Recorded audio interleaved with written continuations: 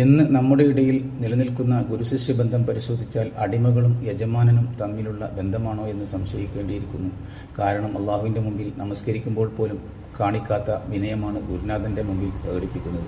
അദ്ദേഹത്തിൻ്റെ മുമ്പിൽ മുട്ടുകുത്തി നിൽക്കുക, കൈമുത്തുക, അദ്ദേഹം പറയുന്നതെന്തും ശരിയും തെറ്റും പരിശോധിക്കാതെ അനുസരിക്കുക മുതലായവ അവയിൽ ചിലത് മാത്രം. പലപ്പോഴും അധികാരിക്ക് മുമ്പിൽ കുറ്റവാളി പ്രകടിപ്പിക്കുന്ന പോലുള്ള വിനയമാവും ഗുരുനാഥൻ്റെ മുമ്പിൽ പ്രകടിപ്പിക്കുക. എന്നാൽ പ്രവാചകനും തൻ്റെ അനുചരന്മാരും തമ്മിൽ പ്രകടിപ്പിച്ചിരുന്ന ഗുരു ശിഷ്യബന്ധം ഇതായിരുന്നില്ല. അവർക്ക് സംശയം തോന്നുന്ന വല്ല കാര്യവും ഉണ്ടായാൽ പ്രവാചകന്റെ മുമ്പിൽ അത് വെളിപ്പെടുത്തുകയും ആ സംശയം നീക്കുകയും ചെയ്യുന്നവരായിരുന്നു അവർ. അത്തരം ഘട്ടങ്ങളിൽ നബി സല്ലല്ലാഹു അലൈഹി വസല്ലം തിരുത്തേണ്ടതുണ്ടെങ്കിൽ അവിടുന്നും അനുയായികൾ തിരുത്തേണ്ടതുണ്ടെങ്കിൽ അവരും തിരുത്തുകയായിരുന്നു പതിവ്. അഥവാ അടിമ ഉടമ ബന്ധമായിരുന്നില്ല അവർക്കിടയിൽ നിലനിന്നിരുന്നത്, നേരിൻ്റെയും ശരിയുടെയും ബന്ധമായിരുന്നു.